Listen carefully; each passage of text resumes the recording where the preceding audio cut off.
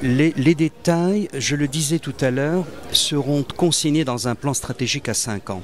L'ambition que le conseil d'administration de BTI Bank, dont j'ai le privilège d'être vice-président, va adopter un plan stratégique qui va donner une vision.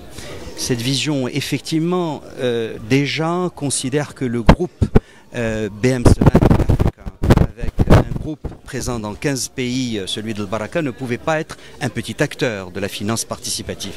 Donc c'est une part de marché qui puisse représenter entre 20 et 25%, mais il est fondamental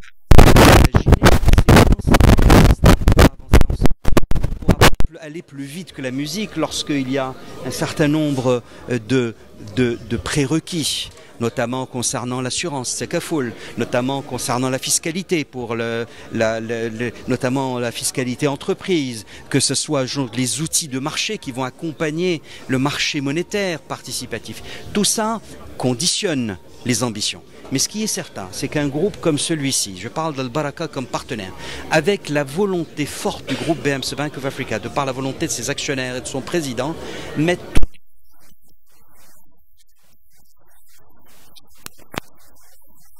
une finance éthique basée sur un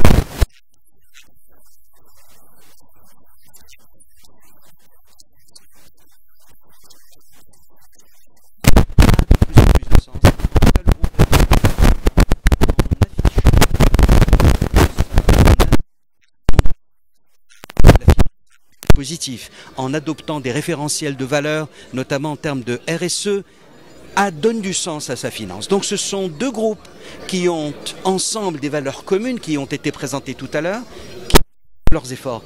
Et gardons en tête que le groupe BMC Bank n'a absolument pas ménagé un quelconque effort pour faire réussir cela. Il y a une mobilisation exceptionnelle. Ce n'est pas simplement des moyens financiers, c'est toute la banque dans toutes ses composantes qui s'est penchée sur le berceau de ce bébé pour qu'il puisse vivre et que ça puisse représenter non pas une compétition, mais un complément en faveur de l'inclusion financière, en faveur d'outils alternatifs du financement de l'économie.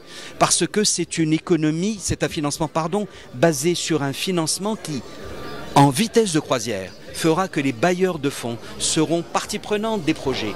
Ce n'est pas loin de tout ce qui est au PCVM, de tout ce qui est private equity notamment. Donc, les deux finances ne sont pas opposables, elles sont complémentaires. Et puis, il faudrait que l'on rende hommage, il est fondamental, aux autorités réglementaires, parce que la manière, et aux législateurs, évidemment, parce que la manière dont a été structurée cette finance participative, en incluant ce volet dans la loi bancaire, a nativement permis qu'il n'y ait pas une opposition entre la finance conventionnelle et la finance participative. Et puis l'appellation est également fondamentale, participative. Tout le monde devrait pouvoir se reconnaître dans celle-ci, qu'on soit, je parle de gens à l'extérieur, d'ailleurs ce n'est pas par hasard que Londres est une mecque de la finance islamique, qu'on puisse se reconnaître dans des valeurs et puisse permettre de répondre, si véritablement on a le souci du client, à cette frange de plus en plus élargie de la population qui souhaite donner du sens à la finance. Et les banques conventionnelles ont du sens. Celui-ci, la banque participative, celle-ci, a un référentiel particulier qui est la charia.